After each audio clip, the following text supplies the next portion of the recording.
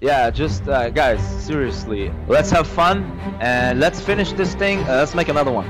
This is really great. It's much more, maybe not fascinating, maybe not exciting, but it's something new.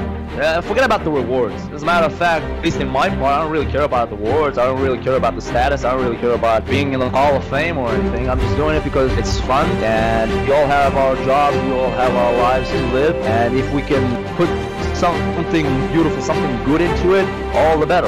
You got enough problems already, and yeah, it's just one way of getting rid of your problem. None of us are saints, no one's insane, and everyone's equally good. It's just that we're much better. We can see, we have this vision. We can feel what other players are gonna do, and you're gonna have to outsmart us. Don't beat the wall with your head. Don't think it's just 1 or 0. You know, computer language. You gotta think. You gotta adapt. You gotta outthink us. And yeah, good luck with that. Oh, look at this big attack here by Paladin. He's going on with Siege. He's going for London. Does get the key. Moves his cap just before they get the sack. And Immaculate knows what time it is too. It's militia time, baby. Oh boy. That's Demon King. Demon King is the kind of player who doesn't shy away from going all in. Intense battle going on here between Irish and Linky. Wow, wait, is this legal? I had to check the rule book. Yeah, that was a game-changing moment. His cap was taken, but it was just a distraction. I know about Linky very much, so I think it will be not a very difficult game for me. TNT is wait a second, Mouse calls the GG. Wait a second, what? Why is he calling GG? Mouse, you got a massive army. There is a lot of heavy knights, and this is the only time when they have a chance. If they don't destroy Linky's army right now, game's over. They'll be crazy. And Colossus has gone down for Linky here, and he's Inca, guys. He's Inca.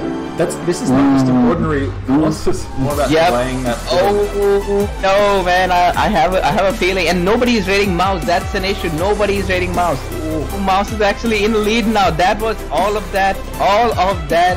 So literally those arrows. Sacrificed by Steve. Oh, look! There is a hoplite there coming through. Whoa! Is this gonna hit? No! Get it there in time! Get it in time! Yeah, it gets there in time! Is he gonna get the hit? Is he gonna get the hit? He does get the hit! Oh my god! No, that was... Oh my god! TNT saved the day in the end. What just happened, man? What just happened? Clutch play I've ever seen in the history of Rise of Nations.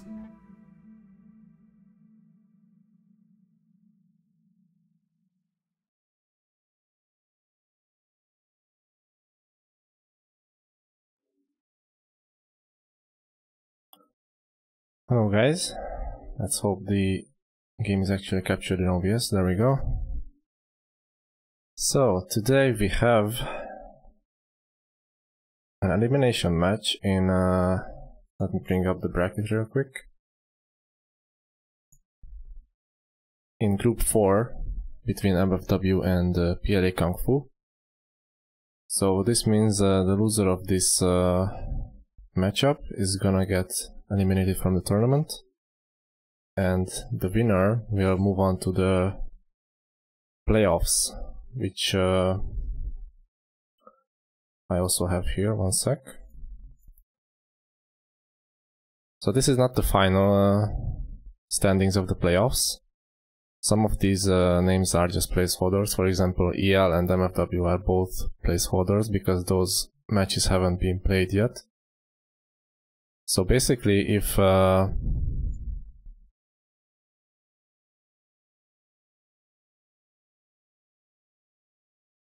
gonna move it like this. If PLA Kungfu wins this today, then they will take the place of MFW in the playoffs, and they will be facing against Meows. That's pretty much it. Before moving into the game, I want to give a quick shout out to the donors for this tournament. So far we have raised $850. That's actually quite amazing because we never actually want to we never actually think that we reach these goals. Like the goal is 1k, but since the community is funding these tournaments, it's usually not expected that we actually get 1k, but the fact that we got so close is pretty great. So we are really thankful for that, because these tournaments wouldn't happen without you. So let's go through the list. We got $100 from Rochi, 50 from Dazzles and Sergei Katrinescu. I hope I pronounced that correctly. Boo donated $100. PLA Clan donated 30. Spaghetti Monster donated 10. And we got $350 from Anonymous. Whoever you are, we are really thankful. We got 50 from Chicken, 10 from Anonymous, 15 from Phoenix, and 85 from Sergey. And that adds up to 850. Alright.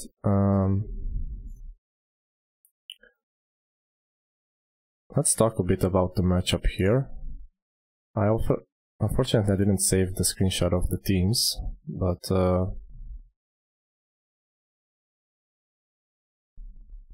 yeah, I'm just gonna read the names. So MFW consists of Alan, Dragon Neo, Naoto, Blast and Coco. So far I think we've seen Dragon Neo, Naoto and Coco play. Maybe we've also seen Alan, I'm not sure. And in PLA Kungfu we have Old Cat, Soul, Wolf, Venator and Ben. I haven't seen much of the PLA Kungfu in this tournament. I don't think I've seen a single game from them. So this team is a total mystery to me, but I remember that this team gave a pretty tough run to some teams in the previous tournament, so this matchup could still be very interesting. I would still prefer MFW though, just based on pure skill. But yeah, let's see what actually happens. I'm gonna go into game 1 now.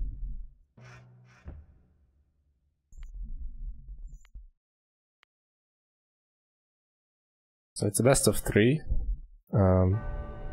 First team to 2 victories will move on. And first map is a set map, so it's fixed basically, it's what it means. You cannot choose the first map. And the first map for this round was determined to be African Watering Hole. And the tiers for this game is 1, 2 and 3.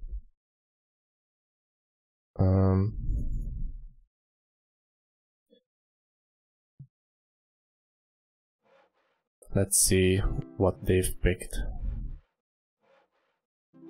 MFW has gone for Greeks, Japanese and British. On the other side,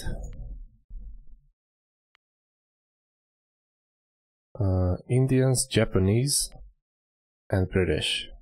So 2 of the picks are exactly mirrored, Japanese and British. I think both of these nations are extremely good on this map, just because both of them have a bonus for water, with British having the faster creating ships and Japanese having the cheaper ships, as well as having a very quick start at the start of the game with the cheap farms. And as for the tier 3, I like Greeks, because if they can get some gold, then they can be extremely strong with fast H3 and whatnot, or just booming in general. Greeks are an incredibly strong choice if they can have that gold income from the fish. And same goes for Indians, I would say, although they are more of a slow burn civ.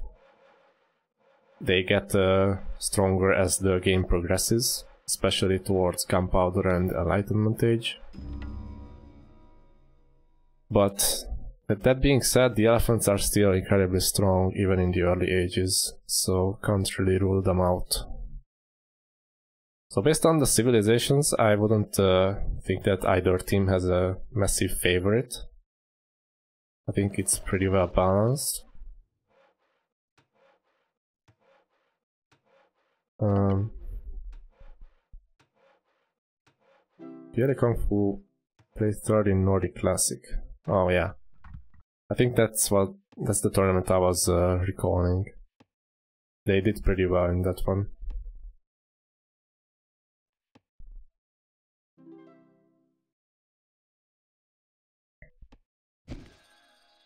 So let's take a look at the positioning, because it's extremely important on this map. Whether or not you can control a certain rare resource is gonna influence the game a lot. And I must say I like MFW's positioning better, because Seoul has to get a second city just to get hold of this cotton here, which is not that important to begin with, and I don't think they will have a chance at securing gems. So it partly comes down to villager spawns in the beginning. It can get really unfortunate if you all spawn away from the water. So either you build on the outskirts and give up some control of the rares, or you move to the center and have a slower start. So both of those could be quite risky, depending on the situation.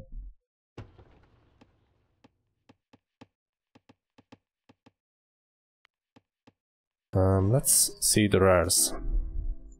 MFW has copper, which is gonna be very important, and they just scouted it now. On top of that they have tobacco, which is a nice overall rare. For booming it gives a nice trickle of knowledge and gold. There's obsidian here, which I'm pretty sure they will secure, and same goes for gems. On the other side we have salt, marble, cotton, and that's it for PLA. So I would say PLA got the shorter end of the stick here for sure, since MFW has a water rare and 3 good knowledge rares as well.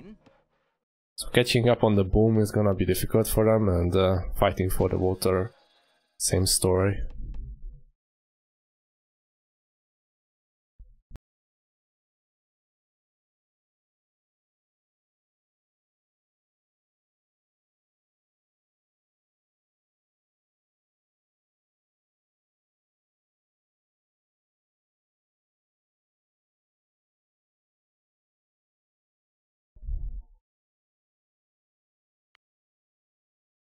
Let's see what the players open with. Dragonia opens with Commerce 1.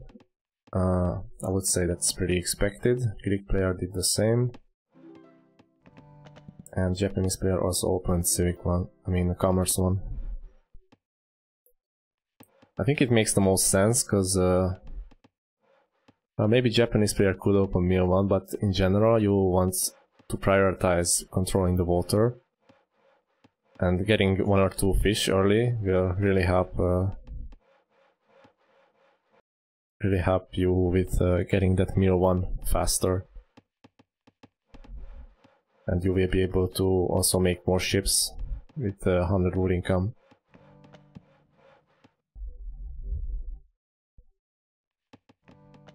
And I would expect PLA to do the same. But they didn't. Venator has gone for meal 1 straight away. And I'm not sure that I like this decision, because he's Indian, he's not Japanese, he's one of the slower nations. And if he doesn't do enough damage with this raid, then he could be set back a lot. With that being said, Blue's woodcutter camp is really exposed here. And I don't see another one for him. He could use this one, I suppose, but even just momentarily being denied all the wood could result in a huge setback for him. Although he already has a second bootcamp here, so it's not gonna be that bad. Old Cat has gone for Civic 1 opening to secure... Well, I don't think he will secure, but they will be able to contest Copper, which will already be good for them. Since denying it to your opponent is already really good. And Seoul has gone for the water control with Japanese. I think that makes the most sense here. Especially if your teammates are not gonna fight water for at least a little while. And on the other end, the other Japanese player is also fighting water. But now he's also being denied some wood. There are 3 units here by Venator, so this is doing a lot of damage to Vasto. I'm not sure if this is just another nickname or they actually had to sub in a third player. If someone can enlighten me on that, that would be great, but I think this is not a player that was on MFW's roster.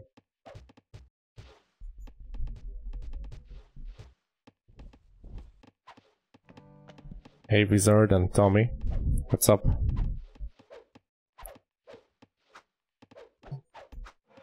It looks like Seoul is doing fine on the water by himself.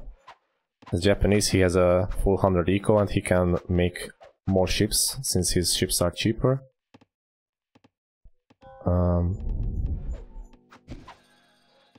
And he's going for a fast H2. This can be really good for PLA because now that MFW has stabilized on land, they will most likely focus on water. And this is what we see, they are all making more heavy ships.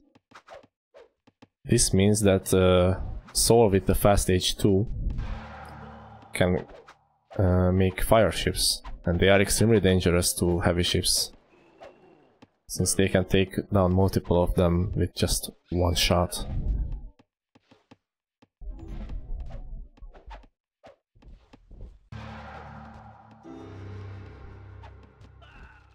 So far there's no city on Copper by MFW.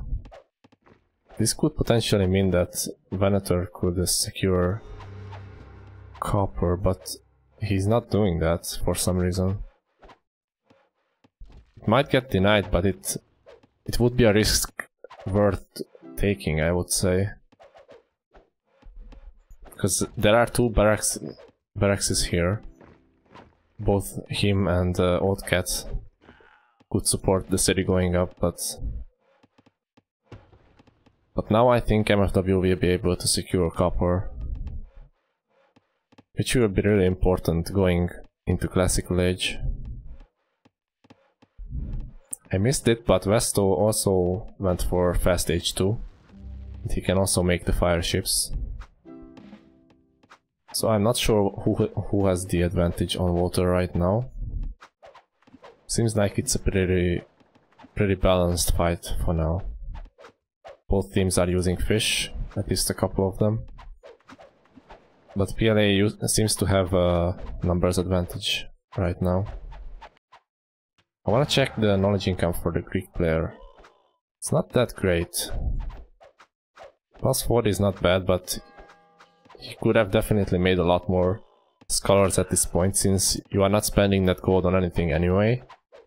So it would make more sense to invest it into scholars, and then you will have a lot of knowledge banked up. I don't see the reason to bank wealth like this.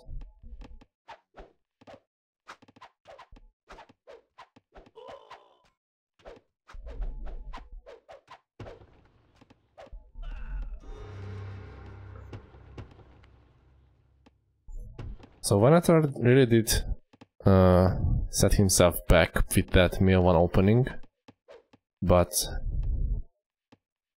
I think it was justified. He did enough damage to hurt both blue and teal.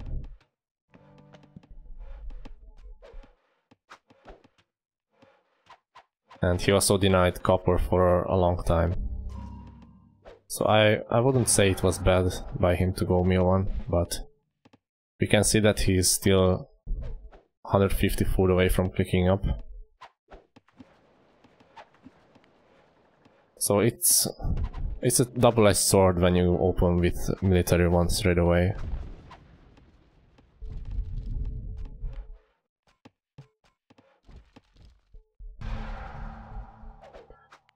On this side, the Greek player, even though he is missing out on a lot of knowledge by not creating scholars, he will still be a force to be reckoned with, because there are 3 knowledge rares here, and all this knowledge banked up will mean that he will most likely be first to H3.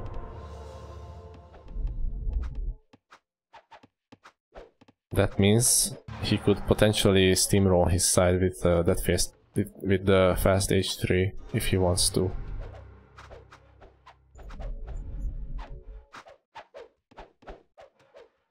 Fights on water are still ongoing. I wanna check the KD ratio for the players. It seems MFW has gotten the better exchange, although I think Purple lost a couple of units on land, so that's why his KD is negative. But overall, this seems to suggest that MFW had the better micro on water. But despite that, they're not really getting control over water as of yet. And I'm not sure why the Japanese player is not using any of the other rares that they have. It's really important to use knowledge rares early on, because if you don't have the pond secured, you won't have that much gold income, so you can't rely only on universities to give you knowledge. And having plus 30 from these 3 rares would be huge for him.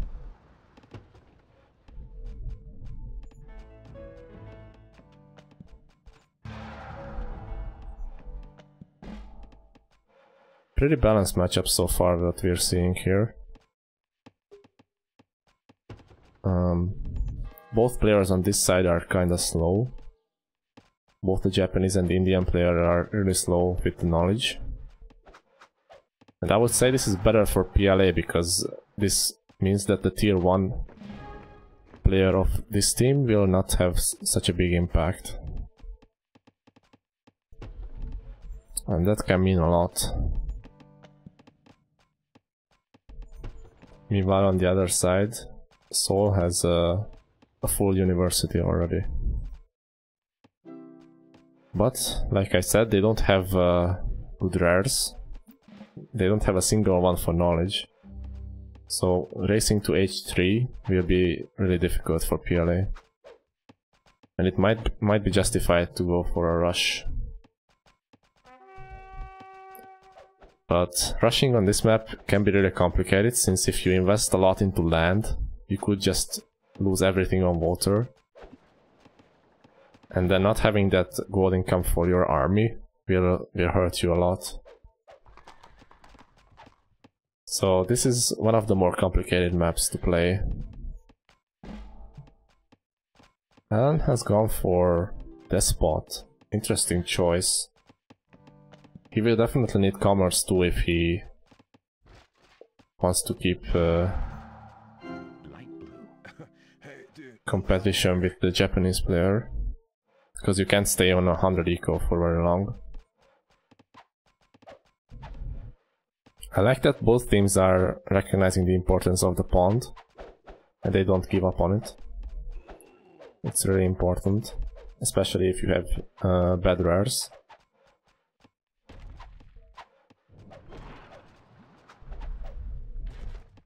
Old Cat has also gone for Despot, although he's British, so it makes more sense.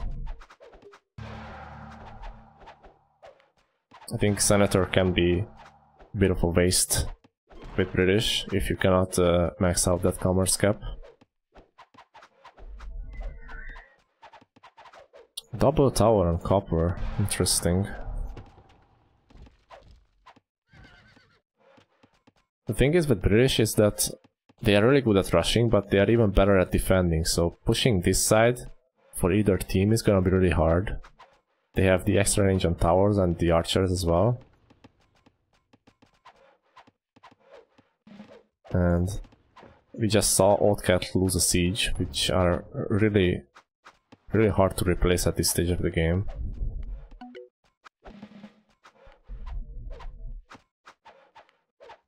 And yeah, this is why you need the pawn, because if they all had a higher wealth income, they would have more resources to spend on army too, and not just boom.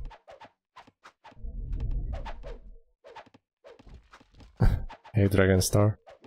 Yeah, it's a strange one, I must say.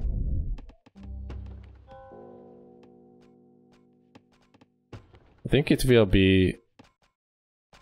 come down to Alan on this side to push, because I expect a stalemate on this side for quite a long time. Finally, the Japanese player invested into scholars, and he is using now 3 rares out of the 4. I really like that.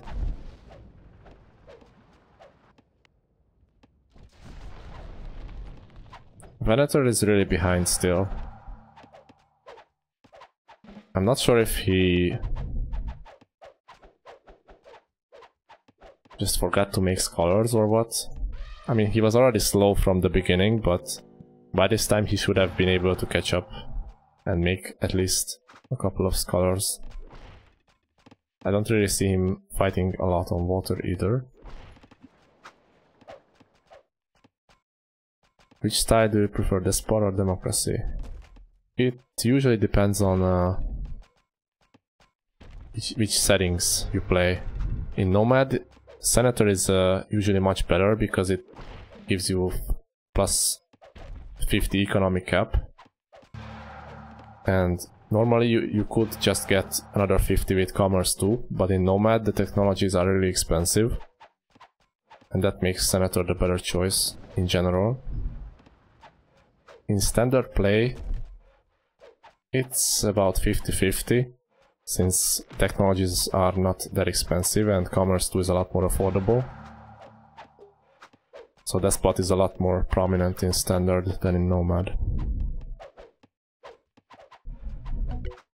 Okay, back to the game. Old Cat has a sizable army now. Much better than what Dragon Neo has, I must say. Dragon Neo still doesn't have a government, which is a big misplay. And I have no clue why he's taking this fight. Well, they are 2 against 1, so I suppose it's not that bad.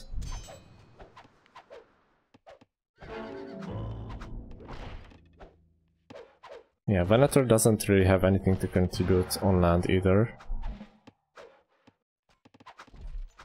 So Old Cat will have to carry if he really commits to this rush.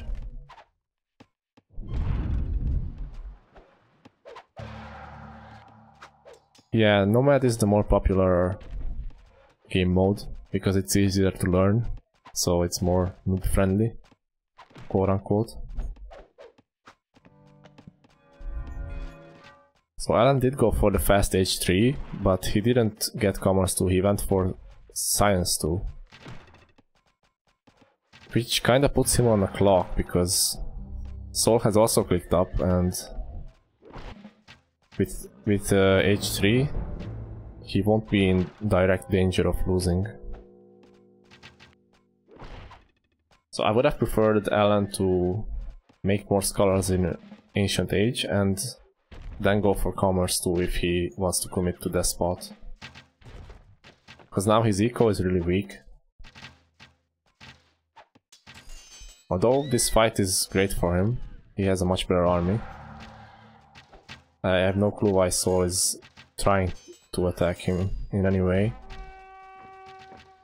But he just lost his couple of units for no good reason. I guess he sniped the siege, I'm not sure. But it was still not worth it for Sol. On the other side, things have happened that I missed. Old Cat was sieging this city and Venator came with some militia and army. And they caught MFW completely off guard. Dragon finally got a despot, but seems they didn't quite have enough army to hold.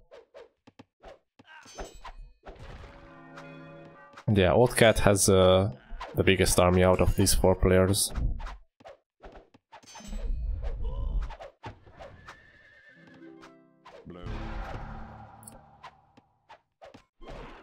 Japanese player also has a ton of metal banked up. He should have been using that to create more galleys, because there's no better use for it at the moment.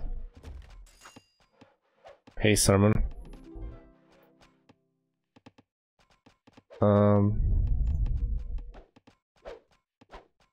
Yeah, PLA is doing well for the circumstances. They didn't have great rares. They have salt and cotton, but even if you are going for land aggression, that's not gonna help you that much as some other rares might. The issue is that Saul has wasted his few units to kill 1 catapult here. And yeah, I think he's in trouble. Even though his eco is better than Alan's, Alan still didn't get commerce too, which I don't quite understand, because he can afford it. But militarily it might just be too big on this side. Especially since Saul's caravans were cut off by Alan's army. So his wealth income plummeted.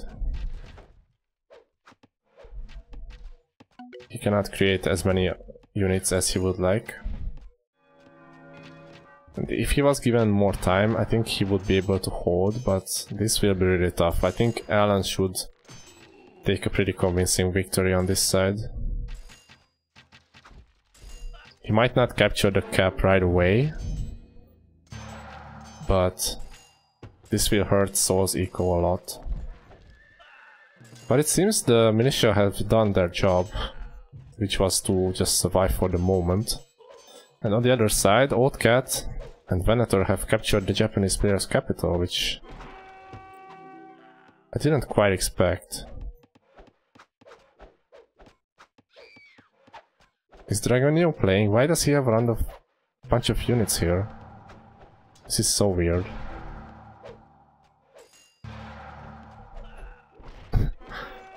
Looks like he dropped or something, I don't know. His army movement is really strange. 95 is... I have no clue who he is. I didn't see him in the roster, so it's either different nickname of one of the players, or they used the 3rd player to sub in because they didn't have enough. I have no idea. But it seems that PLA will be able to win this one, because they managed to overpower Teal on this side, while Saul managed to hold with the help of militia. And this really came down to the fact that Alan was on 100 eco for so long that even with the military lead in early H3, he couldn't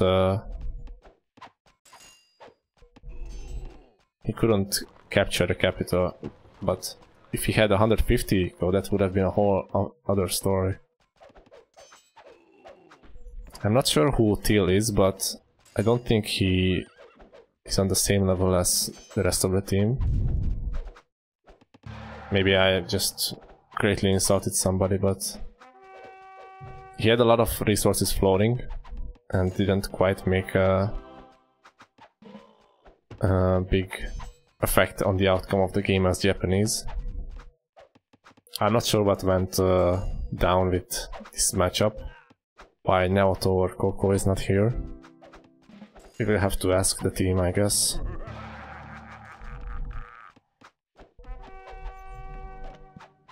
But I'm legitimately curious what happened to Dragonio, because he has a bunch of units just standing around.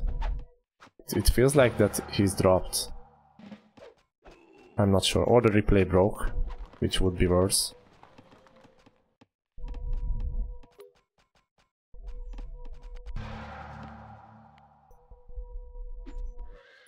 and is raiding green's eco. That's actually really hurting green a lot. He put his entire wood eco to fight off these two cav.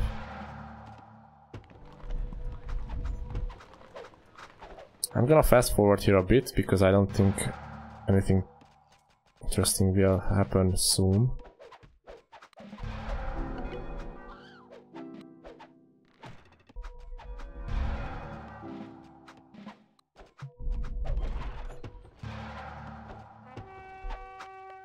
Yeah, I don't think Dragon Neo is playing because he hasn't clicked up to H3. He has a bunch of resources in the bank. And he's just not playing. View lock is not showing anything.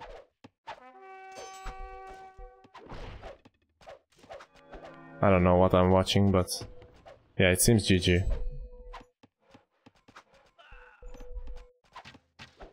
Although Alan is ready to age up in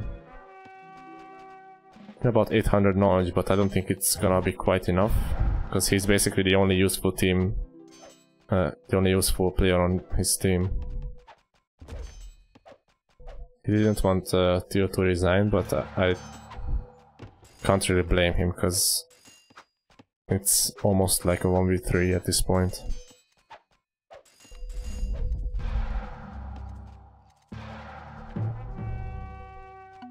This was a really strange game. I think Dragon Neo dropped before they captured this city. I'm actually not sure about it. No, he didn't drop. Okay, I am just completely clueless. But that gives first game to PLA Kungfu, which might be a surprise to some people. Let me update the score, and I will need just a 2-minute break.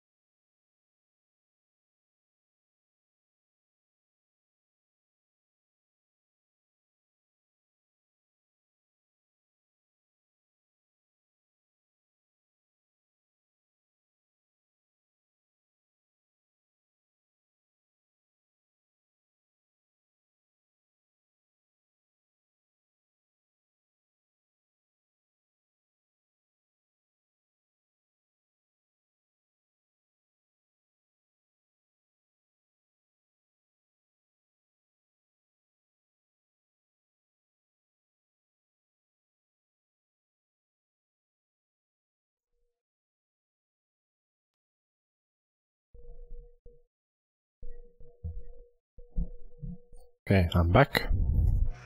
Hopefully OBS also loads the game. There we go. Nomadium 3, game 2. So yeah, it seems something happened in that replay, and halfway through the replay got broken somehow, and some of the players just didn't do anything for the rest of the game. So I'm not sure what ended up happening, but we know that PLA won, so I think that should be enough. I think the important part happened in Classic Age anyway. If the replay actually didn't break before the cap sack happened.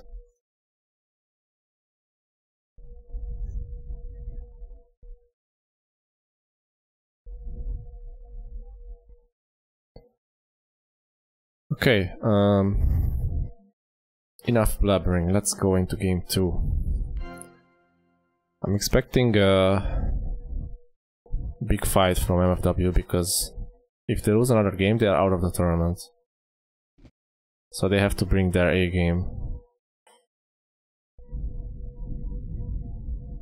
I would say that they had the better setup in the last game too.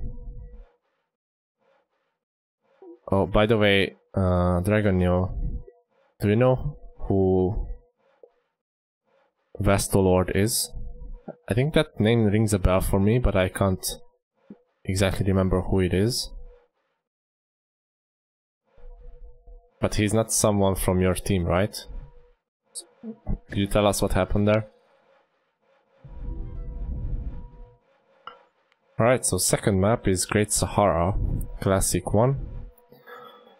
And tiers are gonna be tier 2, 3 and 4. Which means no tier 1. So some of the tier 2 nations become much stronger if there is no presence of a tier 1 nation. For example, Inca doesn't have to worry about early raids as much, or fast pressure. So let's see what they've picked. MFW have picked Indians, Bantu and Maya. Whereas PLA has gone for Bantu, Koreans and Nubians.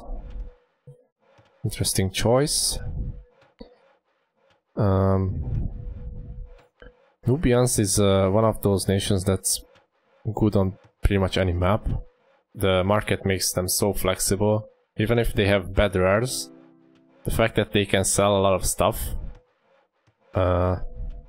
means that they can get gold and get a lot of heavy cavalry out with archers. So their rush is incredibly strong, even with no good rares around.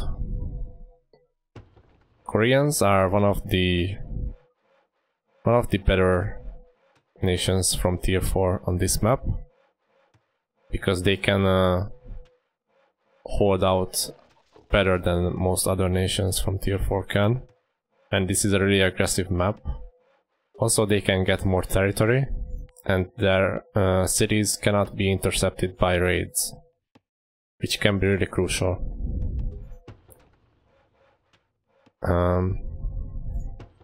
On this side, Seoul has gone for Bantu, and Bantu is one of those all-rounder nations that's good for pretty much any map. They are great at trading, they are great at booming with the extra pop cap, they have an extra city, they have cheap cities, they have fast villagers, which helps with early scouting. Their barracks units are also faster, so they can raid a lot. So I really like Bantu pick for this map. Although I would have liked to see Inca, but maybe teams are saving it for the third game. Maya is also a really good tier 4 nation for this map, because they have the best start out of all the tier 4 nations. The cheap farms. And that really gives them a solid start, which is really crucial on this map, since it's so aggressive. They also got Bantu here, so I won't repeat what I just said. And the third one is Indians. I'm not sure about Indians on this map, because, like I said in previous match, they are one of those slow burn nations that get exponentially stronger as the game progresses. But I don't think they will have that time on this map. Especially if there's a lot of fight for the center. Aggression can come really early. And I'm just not sure that Indians will have the opportunity to become strong. On the other hand, Nubians can go for aggressive strategies, and they can also defend better because of the market. They can choose to buy food and go up to the next stage faster, and so on. So if we are talking purely about rushing, then PLA has the better combo for it, especially with Koreans, because Koreans have better siege. Their H2 siege weapons are pretty much equivalent to H3 trebuchets. So they bring down cities much faster. On top of that, they get militia for free, which is a great tool for rushing as well. So yeah, they can also put up cheap towers on the front, although I don't think... Well, maybe it will happen, but sometimes you can just put a cheeky front tower with Koreans, because the opponent cannot destroy it, and that tower can reduce the enemy city for you.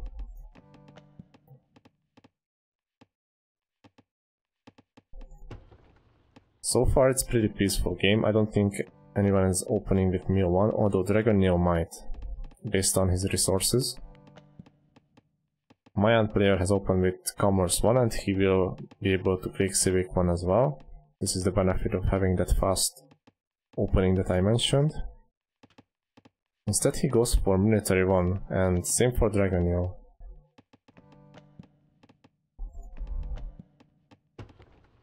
On the other side, Old Cat has opened Civic 1. I'm a bit curious as to why he didn't buy food to get this city down faster. Because this is gonna be a good push here with the borders. It's gonna deny at least half of this food camp. Which will still leave +6, so it's not bad. But putting a Korean tower here could be really ugly. I just wish Old Cat used the market here, because there's really no reason not to. You don't need wealth in the ancient age for anything.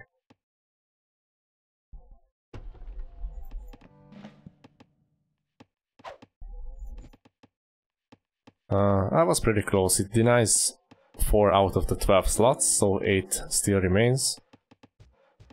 Which I think Dragon Neo will be happy with, considering the circumstances, since they couldn't deny the Nubian city. And they certainly won't deny the Korean city because of their bonus. Unless they kill the villager, this city is gonna go up. And this will put a nice positional advantage for PLA, because they can choose to decide who to attack. They could double the Bantu player, they could double or triple Dragon Neo. So this Korean city is gonna be really annoying here. One concern for him will be the caravan route, because to counter this, Vasto Lord with Bantu could just put his 2 cities in front and basically cut off the Korean player's caravan route completely.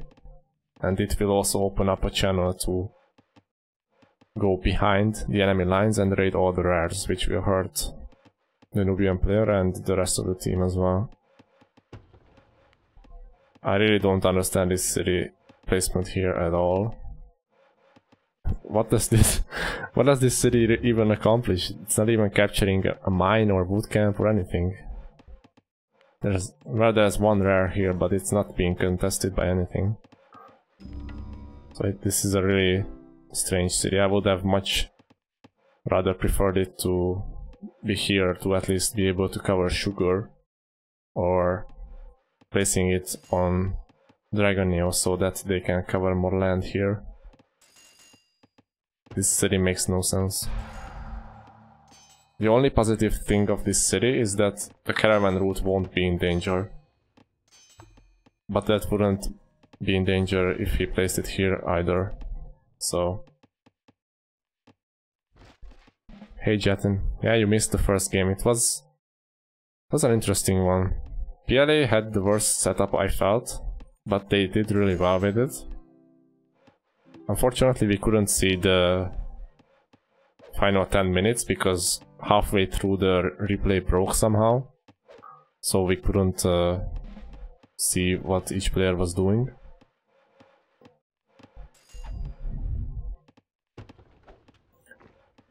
Alright, so Bantu player has gone for raids on this side. It makes sense because both the Korean and Nubian players' barracks is at the front. So chasing these Bantu units is gonna be really obnoxious for them.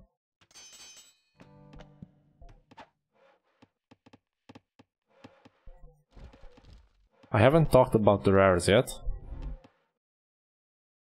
Seems that MFW has sugar and furs, but they are really exposed. It's a bit hard to secure them. Same for silver. Bison is not bad. Yeah, MFW doesn't really have a lot of safe resources. This is why I would have preferred Allen City to be here, because they would be able to tower the sugar.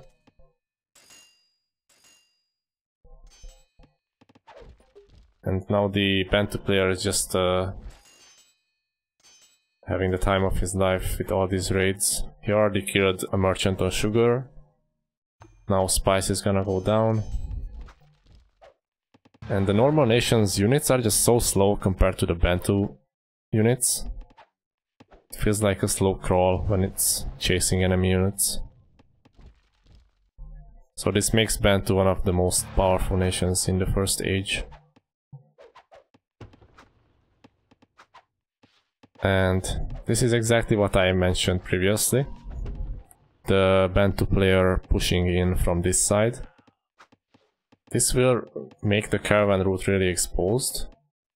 It seems it's being smart and pathing towards the Nubian players' cities first, which is really good, but all this area is gonna be really hard to lock down. Because even if you place a tower here, the units can still come through here or here. You will have to have constant military presence in this area, especially since Relics is also here. And yeah, let's check out the rares for PLA. So they have gems, which is really important for the central control.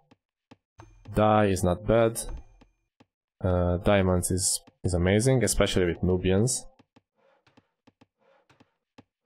Amber, well, it's gold rare, so it's something. And they have relics. It seems that the PLA has more safe resources. I guess that sort of comes down to luck, but you can decide where to put your second city and secure more resources. And yeah, I think it will be really important, the fact that MFW's rares are so exposed, because Bantu player will just be able to send constant stream of units here and raid everything.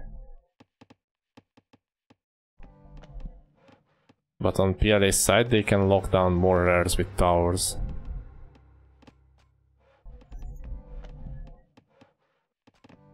Oldcat is doing amazing this game, partly because he's Nubians with diamonds and relics. So I wonder what he will go for. To me, it doesn't seem like they have to rush anything with those rares. They give a great transition to H3, because you can simultaneously mass up army while massing up scholars at the same time. Thanks for the follow. But MFW doesn't really have a lot of knowledge rares. They have tobacco here, but all the other rares are on the outskirts of their territory.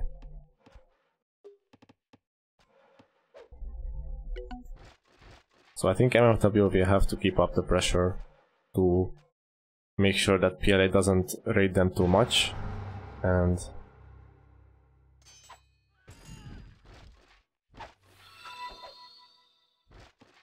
to deny the opponent's resources as well.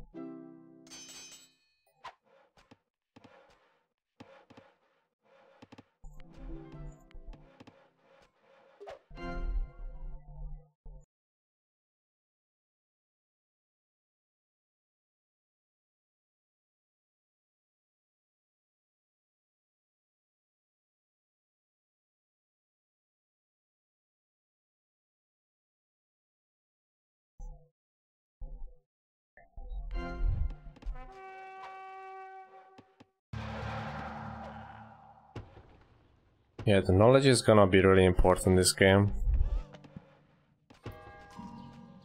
Because so far MFW has like no knowledge at all.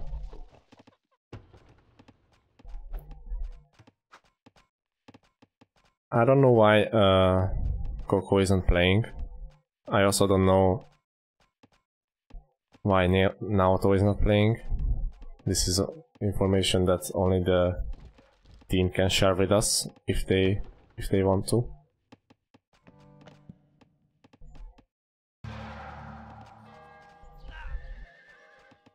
Nice defense by Dragon Neo. Because one light Kev can deal with both of these units, although it seems one will get away. Sol is smartly baiting this one away.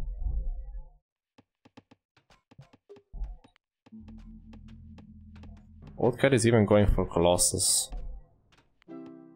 It might be overkill, but honestly, he's in such a good position that he doesn't have to worry about a whole lot. Even losing relics, he has plus 60 knowledge. And that Wrath income is it's like he's playing Incas or something. Orange is doing a great job here with the raids. This is what I mentioned previously. He's using this open front here to his advantage really well. And it's good coordination by Dragon Neo to hit Old Cat's caravans at the same time. He can also cut off Venator's caravan here if he wants to. Also caravan, militia raid on silver. I'm surprised there's no units here by MFW, that's really sloppy.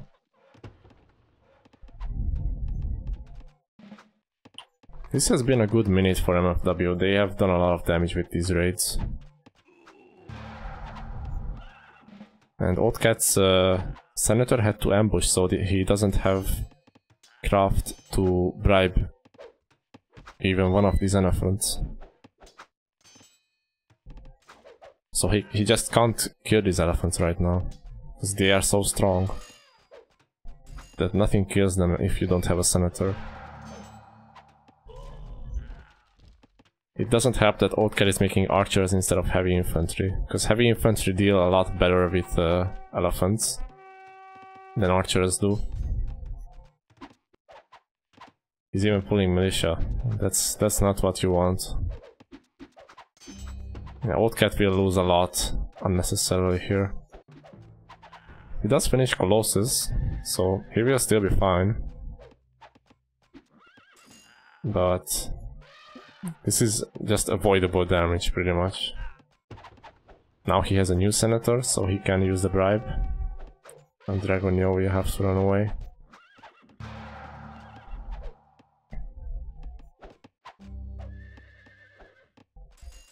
MFW has been doing what they need to do, which is keeping up the pressure, denying the relics, denying caravans. So this is really good from them.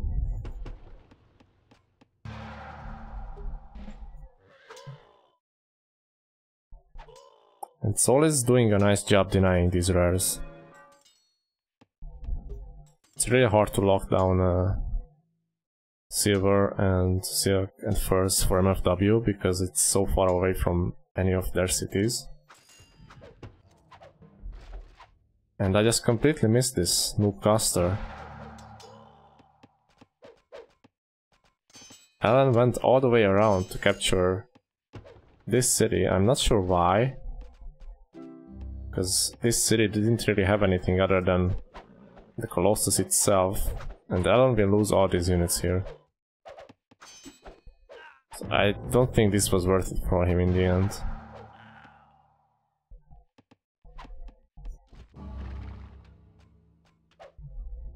Yeah, Old Cat suffered a lot of damage, but in the end he will still be better off than Alan or Dragon Neo.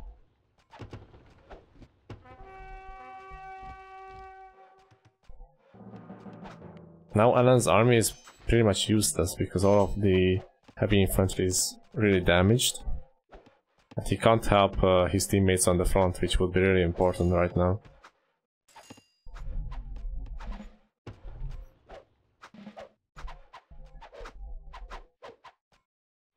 I'm surprised that Soa doesn't have a lot of units.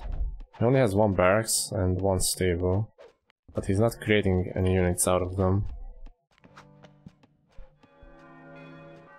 This is giving an opportunity for MFW to overpower them.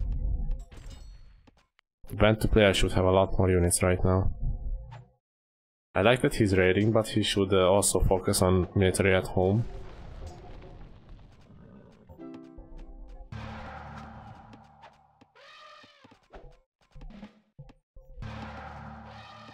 Dragon Neo has 7 elephants. Yeah, even 3 senators won't be enough to stop that. It's a really good combo to have elephants and, I mean, Indians and horses. You can just make so much of them. But yeah, this is the power of Nubians. Old Cat just used his market and bought his way up to H3.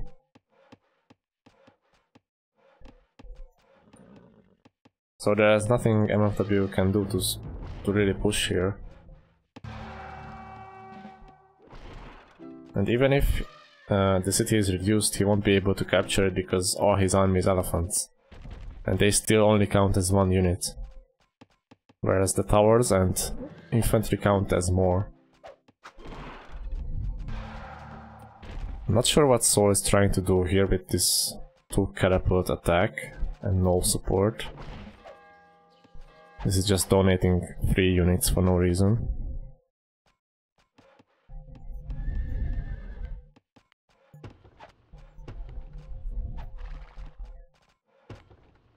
But yeah, the big issue for MFW is that only one of their player is aging up. The other players are not even close, especially Orange. He's done a good job early on with raiding, but he didn't focus on improving his knowledge. And yeah, Venator smartly got attrition as well. So with Senator, this army cannot do a whole lot.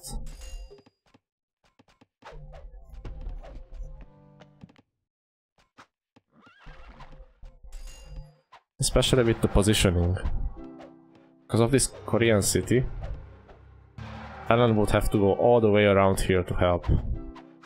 And that's obviously not feasible.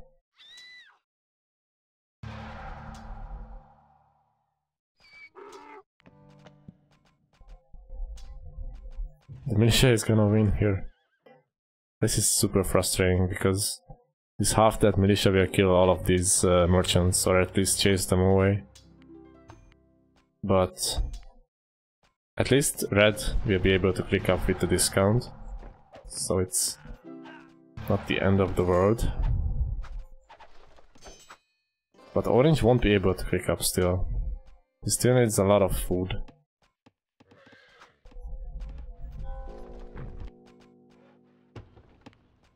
And it seems PLA is just gonna outboom MFW if this continues.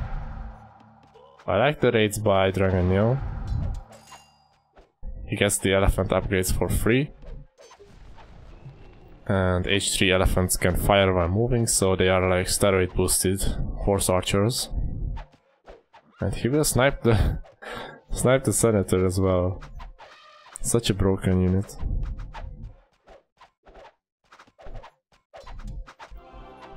I expect a stalemate on this side, because you can't push Koreans with senator if they have attrition and they are about to age up as well.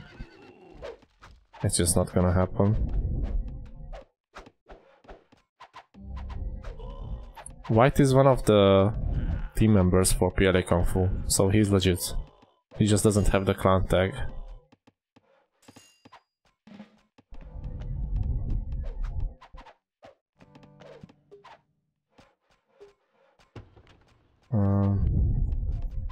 Not sure what the plan is for MFW here, but they still are the ones that have to make something happen.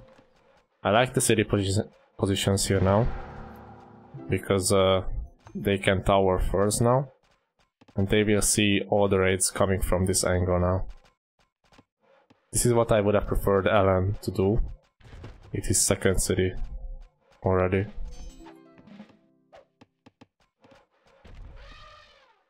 It seems that they will go for the double of Seoul, who still doesn't have a lot of units.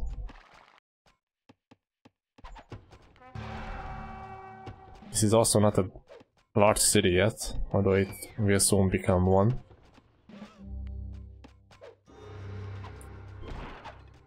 But yeah, this is what MFW need to do. They need to keep up the pressure and double somebody. And Seoul is gonna be a good target for it, because he's so low on military. He also only has one barracks at home, so he can't produce a lot of units. It's gonna be incredibly difficult for him to hold off on his own. So Oldcat will have to help him.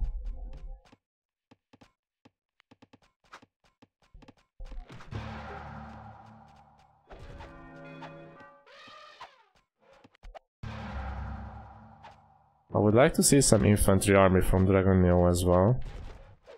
His elephants are great, but he will need some support for them. Although it seems like Alan will be able to kill Seoul by himself anyway. So Dragon Neo will only have to hold off Oldcat.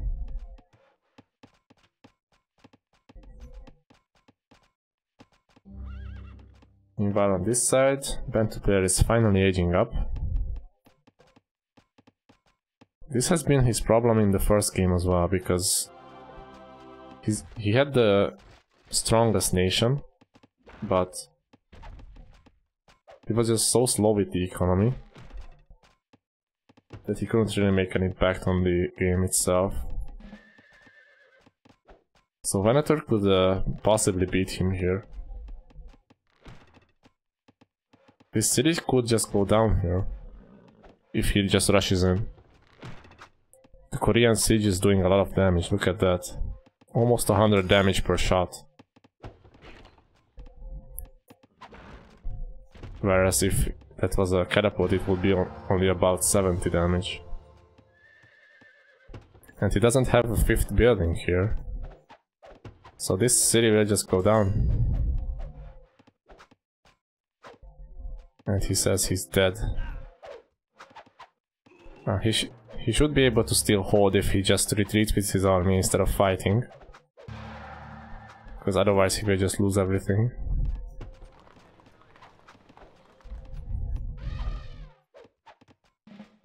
I'm not sure what happened here. I think Oldcat just forced Alan back, while Dragon Neo went on to raid. But this is why I would have preferred Dragon Neo to have some infantry army to support here, because I don't think he really helped Alan hold this city.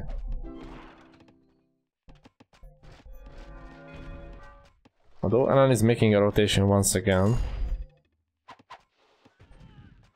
it seems Oldcat's army is just better. So I don't think he can don't think he can win this fight, especially with soul heal as well. Dragonio is doing a lot of damage with these raids, that's for sure. But Alan is not gonna win this fight by himself, although I don't know where Old Cat's senator is. I guess it died once again.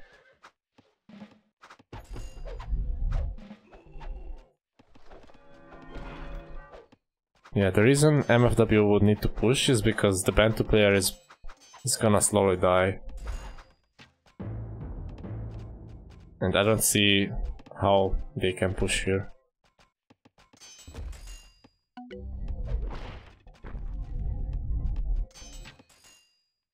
I just don't see it.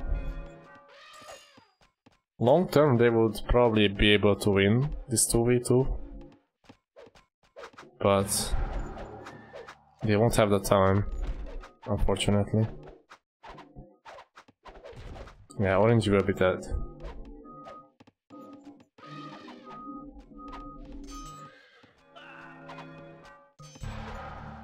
This is not a good fight for Old Cat. He should run away. Soul's economy has been decimated. He lost all his caravans. They also lost the diamonds merchants, so... yeah, Wealth income is not great for Soul right now. But Old Cat is doing fine. Alan has some heavy infantry here to help out Orange. Which he really needs, because Venator has a lot of heavy calves. So with this combined army they might just be able to hold. With some militia as well. Although the heavy infantry are not fighting. It would be really crucial that they do.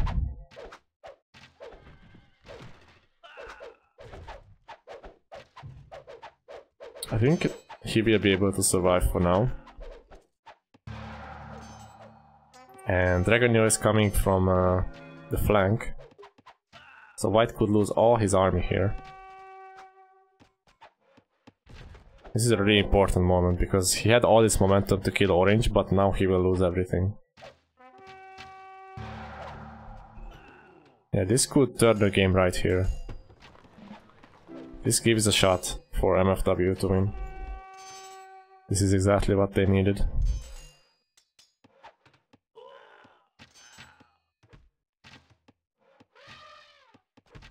Old Cat is coming, but the damage is already done to White. He lost all his units.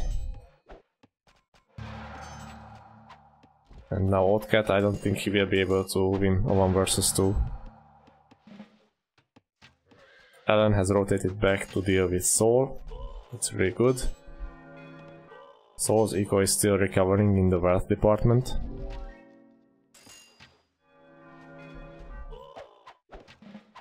So I don't hate MFW's position now.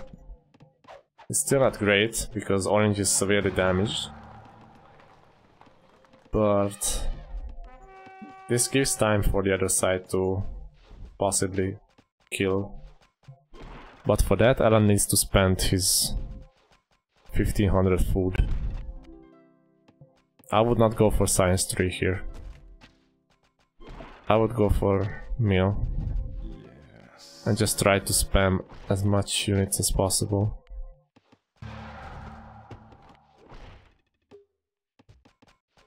And we are looking at Old Cat's boom. He will be the first to age to gunpowder.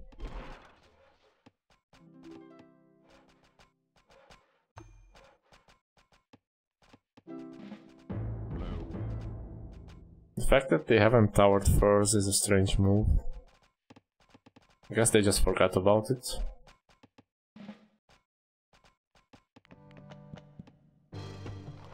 But yeah, obviously they've been preoccupied with other stuff.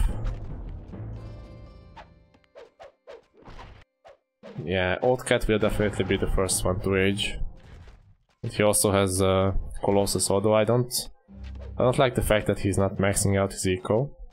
He has a lot to improve on. But he still has the best eco in the game right now.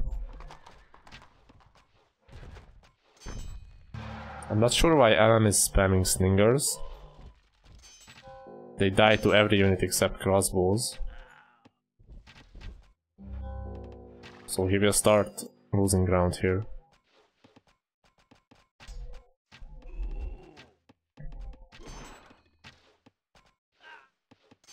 I think Alan made a mistake with Science 3. Does he have a castle? No.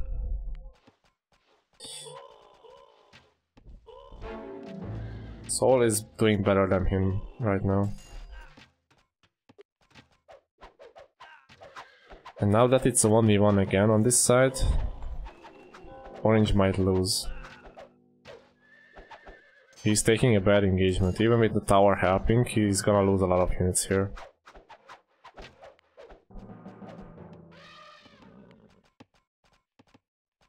Seems Dragonio will be the one to carry them to victory if that happens. I'm just not sure if it will happen. Because Old Cat will click up anytime now. And he has relics, so he will be gunpowder in no time.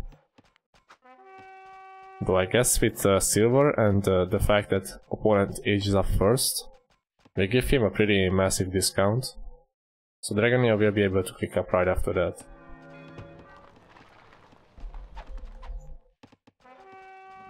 So in theory, Dragonio could still overpower with H4 elephants. I would definitely prefer Indian army in H4 over Nubians.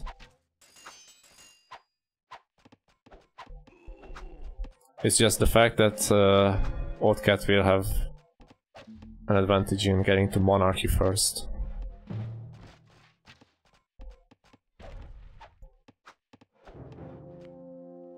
Orange has done a good job of stabilizing here. Because he was behind even after Dragonio helped him. But he still lost a lot of eco trying to defend. So that was good by him. And Alan's army composition is just not good. Finally he added heavy calves, but he needs a lot more units and he needs a castle. And he doesn't have one, I don't know why. At this point you should already have tactics researched. Soul has a castle and he's now getting Mio 3.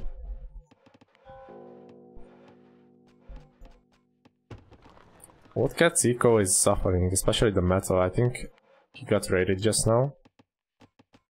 Not sure by what, but he really needed a second mining camp a long time ago. And also he needed to max out his other resources, because this way you're not really taking advantage of the Colossus if you don't max out your eco.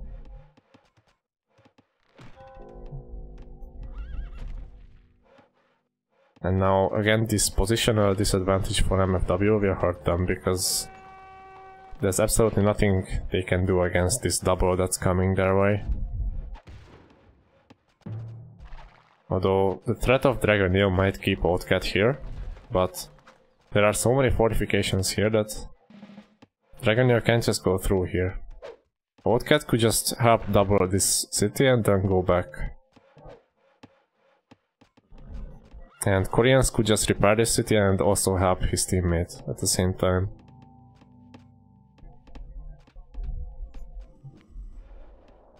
It's a really tense game now. I can't tell who's winning. It's become really close. I thought MFW was dead when Orange's capital was in danger, but they turned it around. And yeah, now it will be really difficult to stop the elephants. Especially with horses. If Dragonio can get monarchy, I think he will be unstoppable, especially since Old Cat's army has mostly archers. And I mean, they are better than crossbows, but not by much. And yeah, they only do slightly more damage to elephants. It's not gonna be enough. Alan is still floating a lot of resources. I was about to say he could use the market, but not with these prices. Still, he could just spend the food on light calves or something. Feels like Alan won't be able to hold by himself here.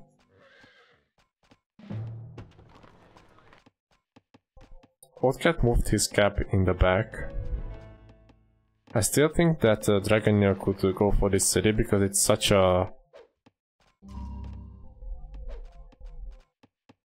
an economically important city. It will cut off all 3 caravan routes. He will lose a bunch of food and farms as well. So it's not the same as capturing a capital, but it's the next best thing, pretty much. So I would definitely go pressure this city here. But it seems like they will join forces with Alan.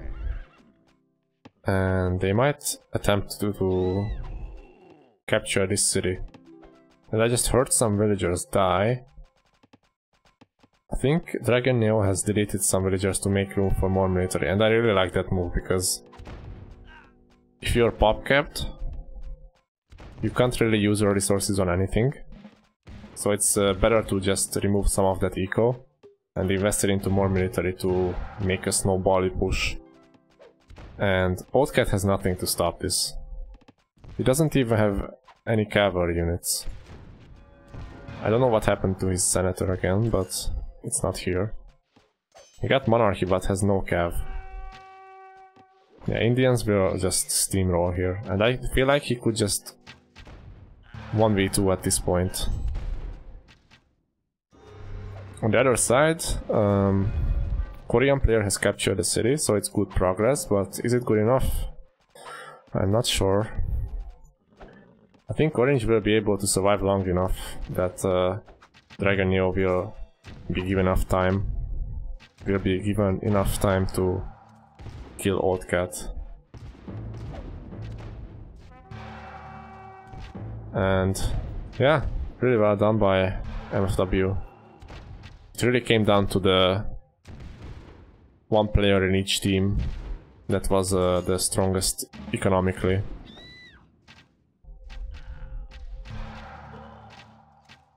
And the fact that Dragon Neo won so convincingly against Old Cat meant that even if his teammates help, his teammates are still H3, so they can't do anything. Against elephants with monarchy, this army is just completely useless. Soul is also coming here. He's H4, but his army is really small.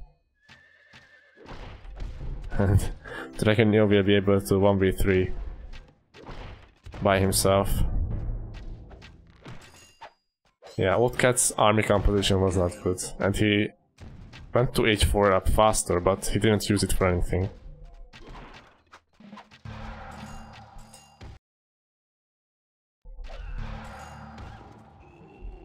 Yeah, it's gonna be game over.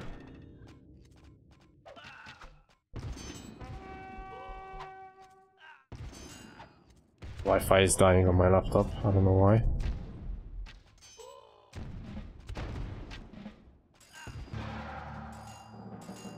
Ornish has done a good job of staying alive. That's all he had to do in this situation. And with the capsack, Dragon Neo can spam army for days. He's even getting meal 4 to seal the deal. I think it's on my end, because my Wi-Fi just slowed down for a bit, but it should be fine now. I might have had some dropped frames. Sorry about that.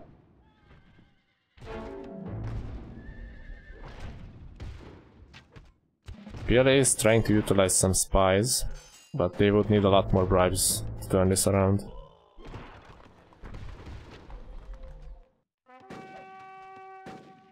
I'm gonna fast forward because MFW has won.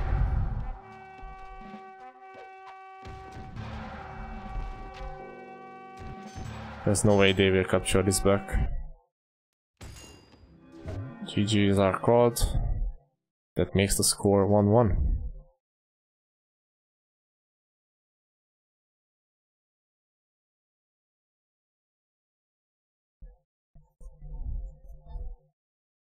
Alright, we have a series.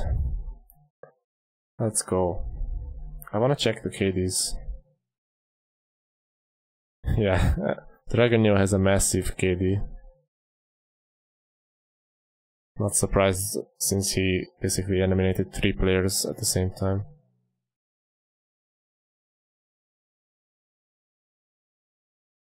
I'm not sure why the stream is buffering right now. OBS says it's fine, but on the stream I can see that it stops to buffer sometimes. I don't know why, I'm sorry about that. I hope it won't be that bad in the VOD. Alright guys, I'm gonna need 2 minutes and I'll be right back.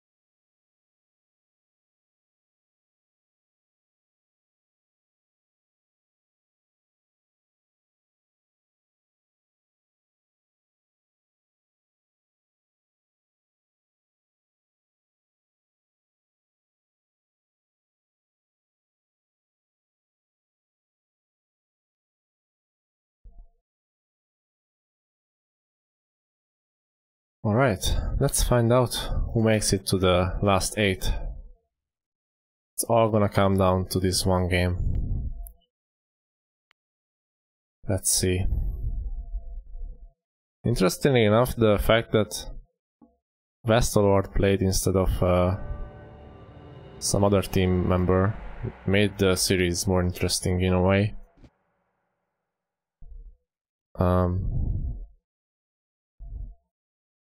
Now someone subbed out for Coco, but it was not Vesto, it was someone else. So that makes me think that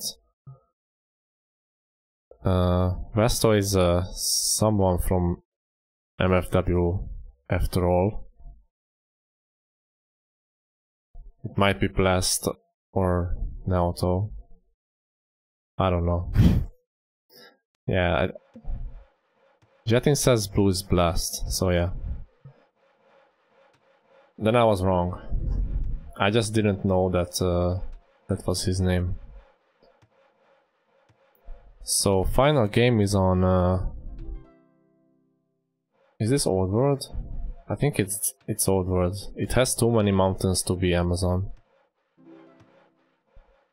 by the looks of it. Yes. Also not enough forests on the outside. Yeah, I've heard of Vestalord before, but I don't think I ever played with him, so I didn't know who he was.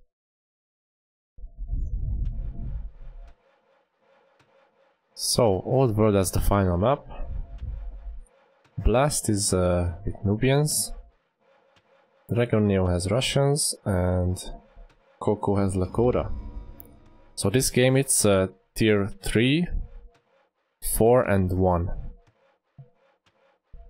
So with no tier 2s, the tier 1 is gonna be extremely important. And the fact that Coco is playing as the tier 1 might just help MFW a whole lot. On the other side we have Old Cat as Mayans, Soul as Greeks, and Venator as Turks. Interesting combo we have here. I guess Turks and Greeks could go for some cheeky fast H3 rush. Otherwise I don't see the reason to pick Greeks here. But they are gonna be solid nation anyway. My only problem is PLA didn't use Lakota in this series. First game they used Japanese. And in 3v3 land maps, Lakota is I think is the single best nation to have. Because look at all the ruins that they can pick up. And look at all the rares that they can deny with towers or raids. Like on Old World there are fewer rares than on other maps, but still. Losing just 1 or 2 key rares to Lakota is gonna hurt your team so much. And I would expect Lakota to be much more impactful in 3v3 on Old World than Turks. But of course we can never underestimate Turks, because, well, they are a wild card to have, and they can always turn the game around with some well-placed aggression.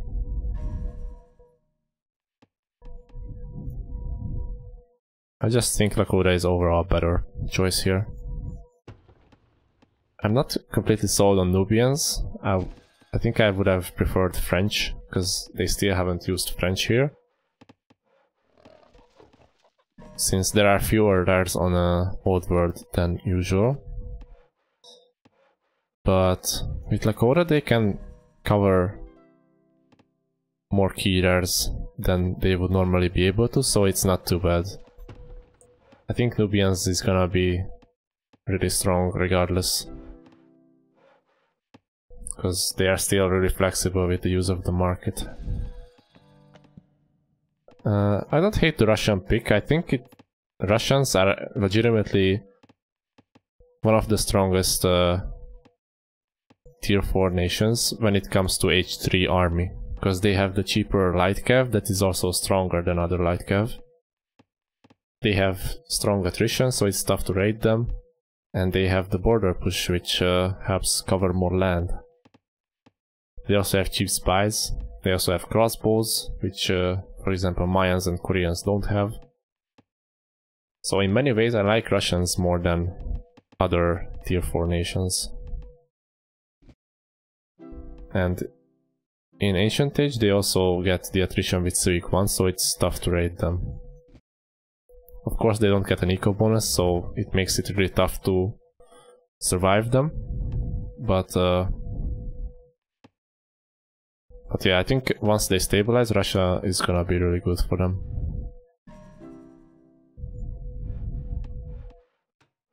So MFW has relics. They might secure sugar. I don't know if they know about it. They do know about it. Although Venator is already building a city here. But I believe Coco will still be able to contest the sugar with his own city. Let's see the ruins. I'm really curious how many he got. 250.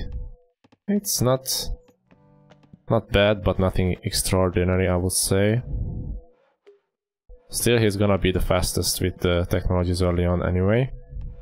Because only Lakota can send 12 villagers to scout and still have the perfect eco. And on top of that, they got more ruins than others. Which makes Dakota one of the strongest nations to have early on. Alright, maybe I was wrong, because this border push seems to push Coco quite far back, and this city will not contest sugar. At least not enough, I would think.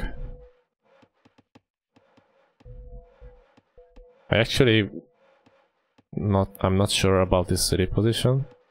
Maybe here it would be better to better connect with his allies.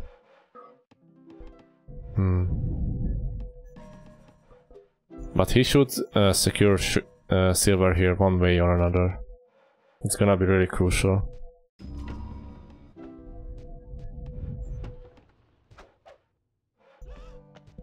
MFW has already grabbed a lot of land. And this will separate Old Cat from the rest of his team. So MFW has the positional advantage in this game. It could bite them back, because with Turks, PLA could just triple one of these players. So that's always a risk. But in a longer game, MFW has the better position.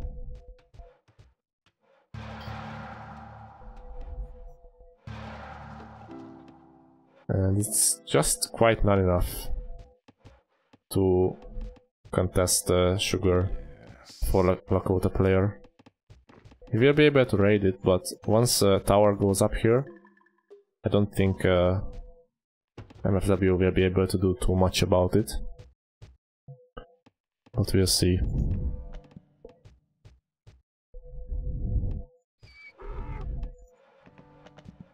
As Lakota, he already has all the 4 technologies in the library.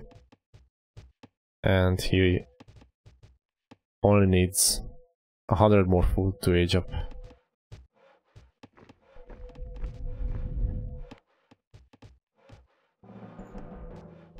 And he's building a tower which Venator cannot see.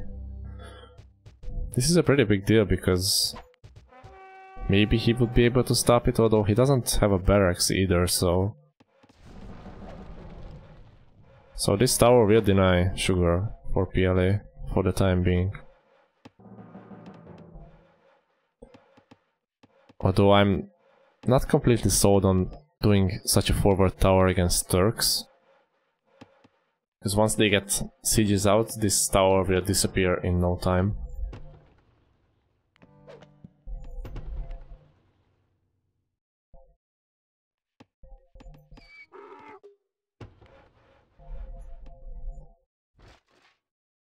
Old Cat has done some raids on Blast. I think he had to replace the cotton merchant, and he also lost a lot of food income by having to move these villagers away. So that was good by Old Cat, although his own eco is still not maxed out.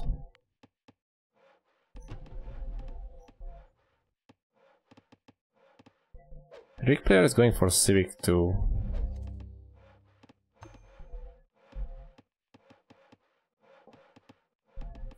I'm not sure what that's supposed to accomplish. Because look, the Lakota player is already H2. And going Civic 2 in Ancient Age is a pretty big commitment. You sacrifice a lot of food to get that third city up. Of course it's gonna be great if it does go up, because you get an extra caravan and more territory. But we won't be able to age for a long time after that.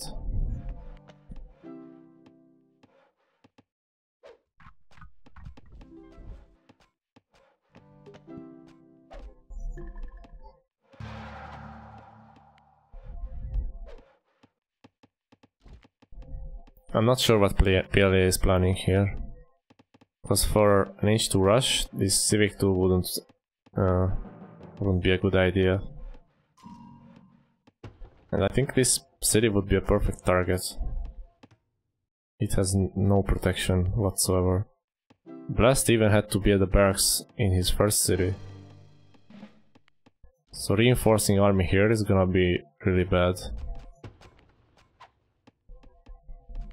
I like that Dragonio skipped science and he's just going straight for H2. So he will be able to contribute more with military.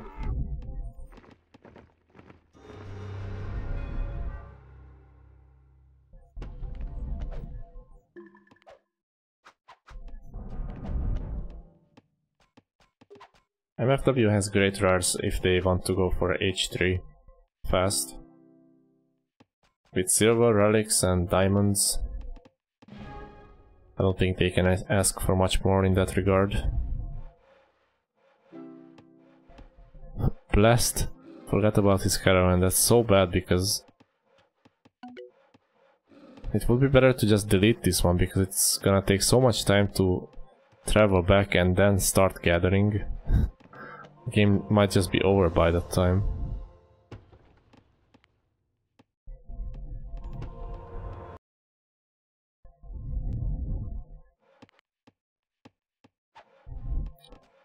But yeah, one benefit of having Greeks is that you age up really fast, so it won't be as behind as he would be with other nations.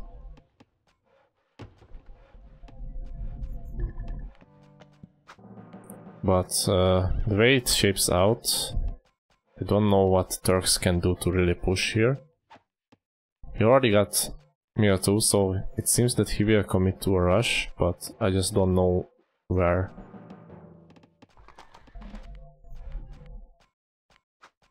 Lakota player with that fast uptime should just have the military lead, and that will negate the Turk push completely.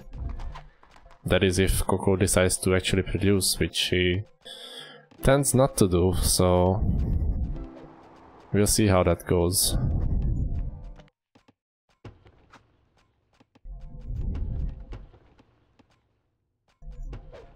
I think he has a tower, but it's only on the front.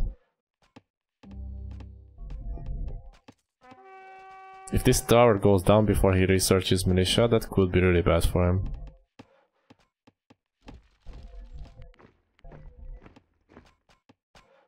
I think a second barracks wouldn't hurt him either.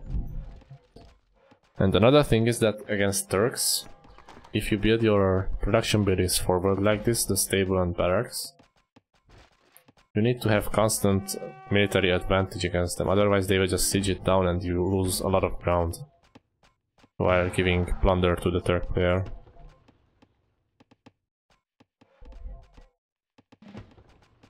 So Coco should just forget about stockpiling hundreds of resources and keep producing, because it's not gonna do him any favors if he doesn't.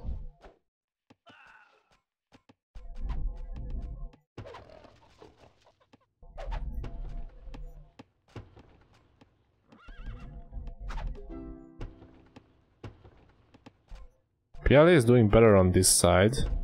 Blast is struggling a lot. This caravan is still establishing trade routes.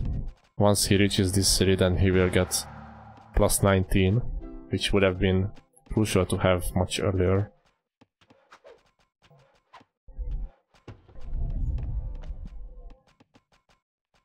Who do I think is the best player in PLA?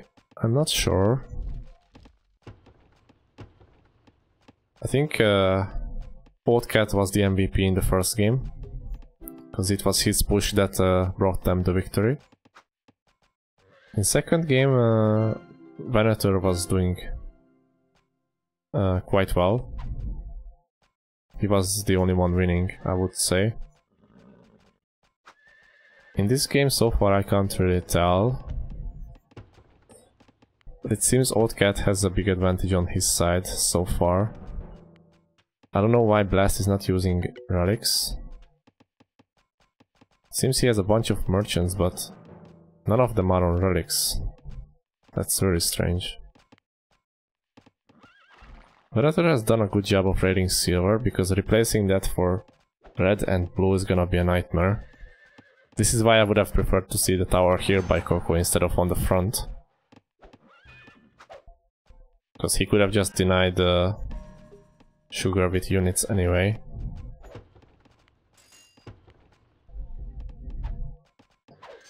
But it's strange to see Venator go for Mill 2 before aging, but then not go for the siege factories. And now he lost all his army at the front. Now would probably be a good time to just double the other side, because Coco's army is way out here. And Coco is not putting pressure, so... In this position against Turks you have to be pressuring, because if you don't, then they will just triple someone else. But it seems Venator is not gonna do that.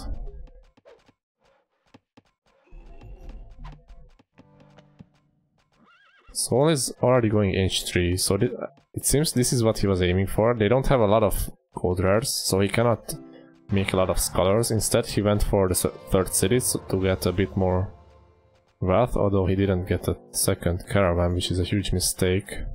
Unless he lost it. No, there's no caravan route here, so he just didn't make one. But the third university with +10 gave him a good amount of knowledge to go fast H3, and it seems they will double Blast here, who is nowhere near close to aging.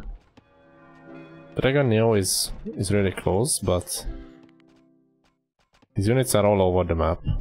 So I'm pretty sure Blast will lose this city. Even Venator has sieges here, that's really nice. So 4 catapults will be more than enough.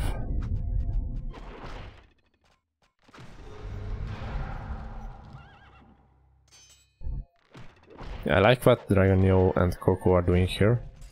This is a lot of economy loss for Venator.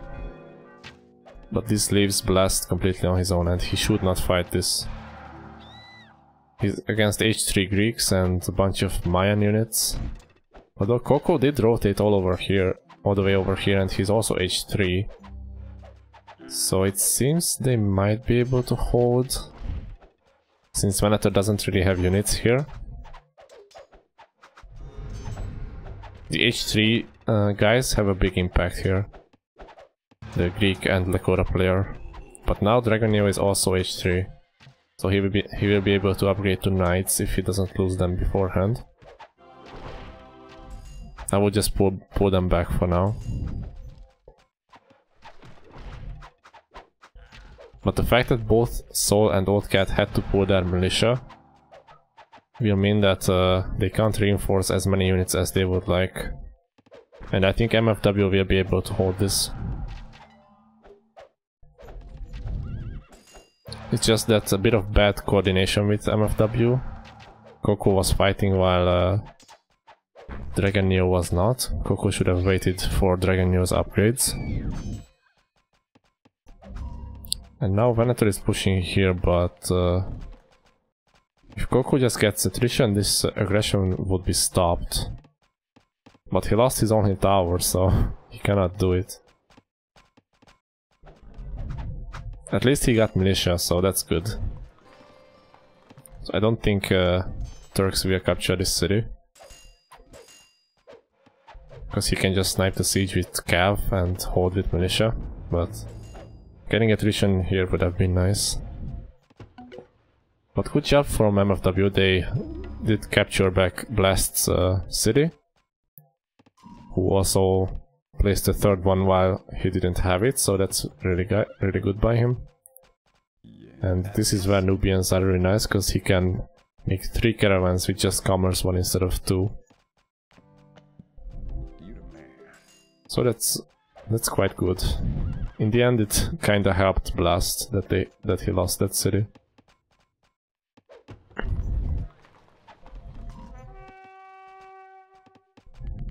I don't know what it is with Coco and just having 1 barracks and 1 stable all game, but he really needs to change that, because he has so much resources floating. He already could have killed White on this side, but he's just floating resources for no reason. For no good reason, rather.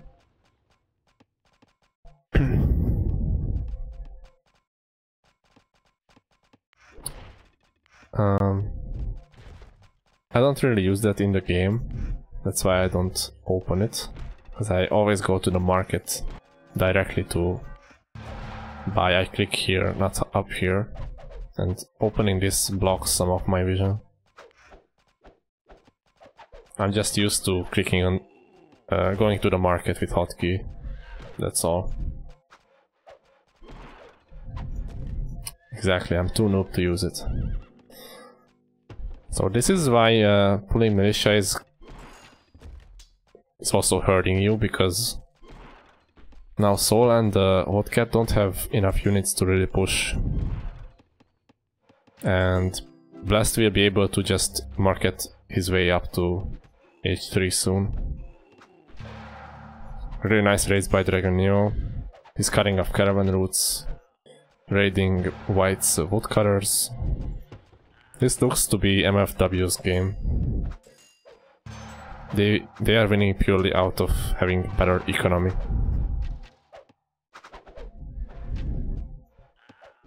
Both of White's woodcutters is just out here, completely unprotected. And Dragon Neo is doing a great job of abusing that with raids.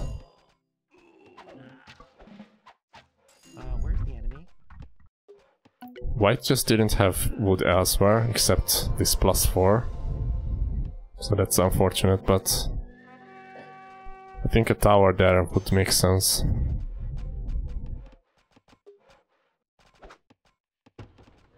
So unless MFW throw this, they should win.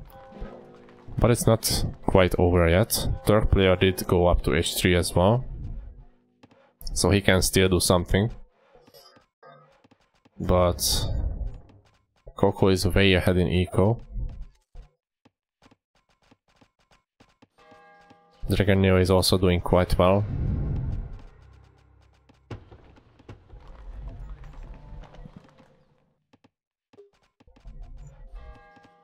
And on the knowledge department, PLA is also quite behind.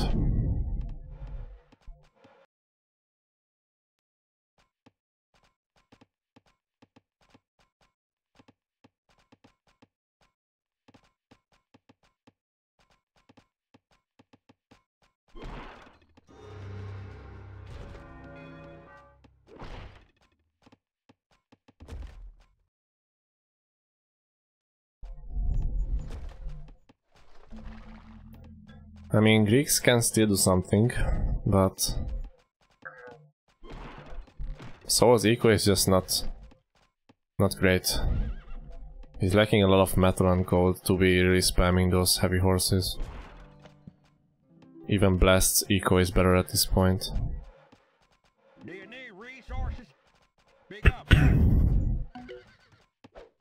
I think with Turks, PLA really had to make an impact in H2 because of the fact that MFW had silver and relics, so they will always go to H3 first, except for the Greek player who aged first, but Greeks are Greeks.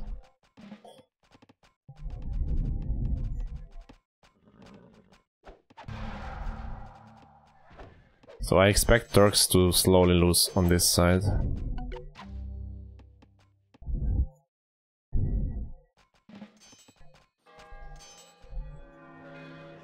Coco is also raiding a lot in the back with heavy horses.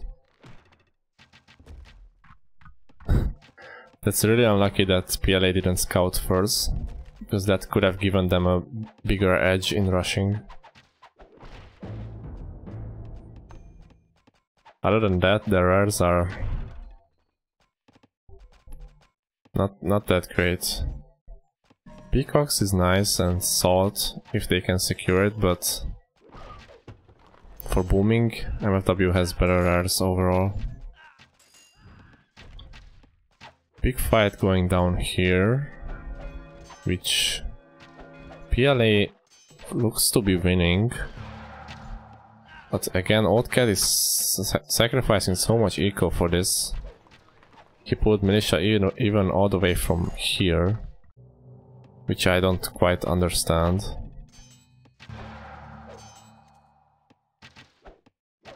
But even if they capture this city, I don't think it's gonna be enough.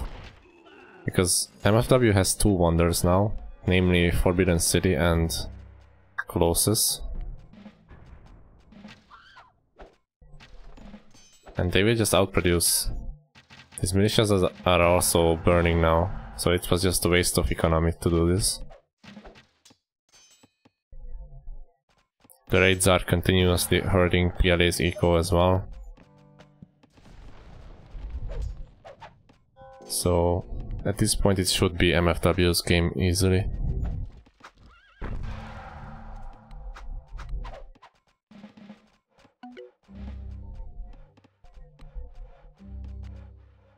Blast has been struggling in the early game, but now he has a great eco. It's pretty sure that Blast's eco is better than any player on PLA. Yep. And Blast is the weakest player on MFW, so I would be shocked if they lose this now. I guess Hanging Gardens can help with racing to H4, but I don't think it will be quite enough.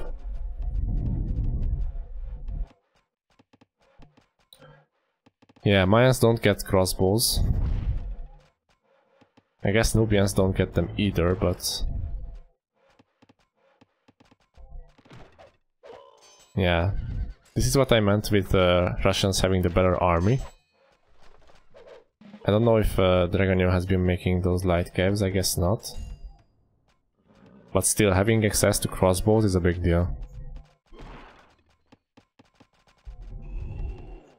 And Dragonio is pretty much unraidable because of that attrition.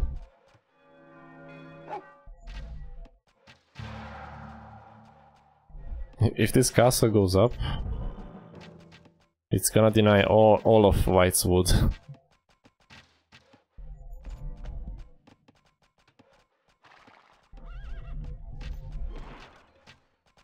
I don't know what happened here, but Coco shouldn't be defending in this position.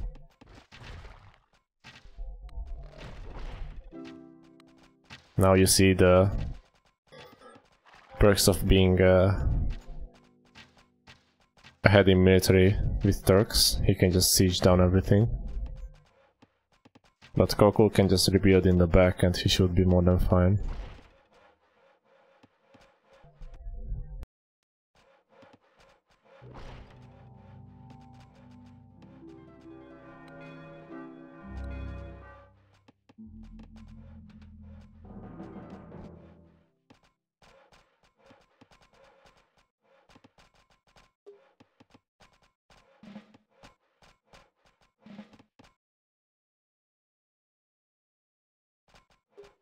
Yeah, now White has absolutely no wood.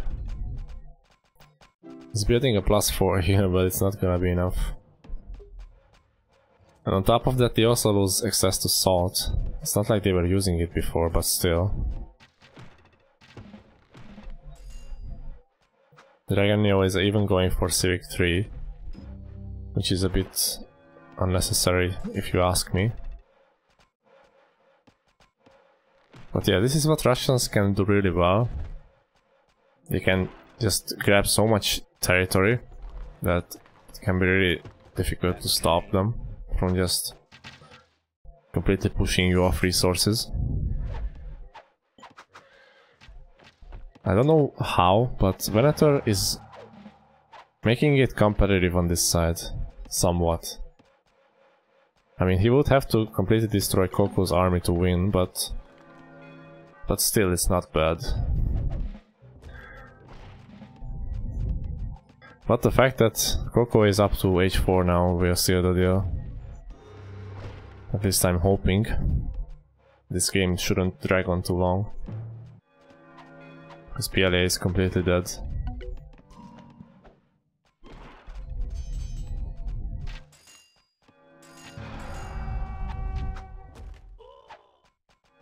Yeah, this is not a fight he will win, ever. And none of them are really close to aging up, except Soul is kind of close, but kind of close is not gonna be enough. Now even Blast is pulling militia. I guess he doesn't really need those villagers, so it makes sense.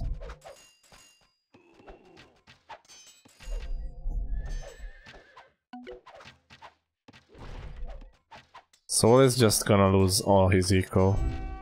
The most crucial is the caravans, because he loses 2 caravans right here.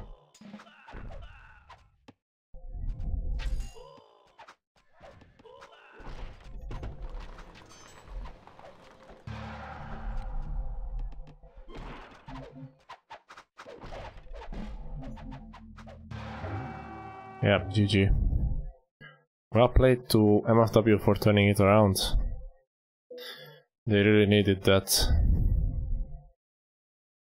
And also well played to PLA, because they won the first game with a really bad setup, I would say. They were up against Copper and 3 knowledge rares with just cotton, salt and marble. So PLA did really well in this series. Second game was also incredibly close. At one point I was almost sure that MFW will lose. But that double in near the Bantu city, where Dragon Neo flanked with elephants, was a really big deal.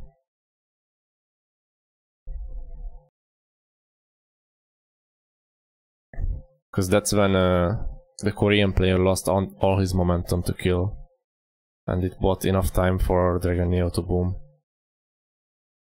And then in H4, the Indian elephants just completely destroyed. Even though Old Cat had a massive advantage early on, with Nubians and Colossus having relics, diamonds. But he just didn't feel his economy cap, that was the big problem. Alright, so that concludes the series. That makes it 2-1 for MFW. No, Coco didn't play game 1, he only played the last game. So that means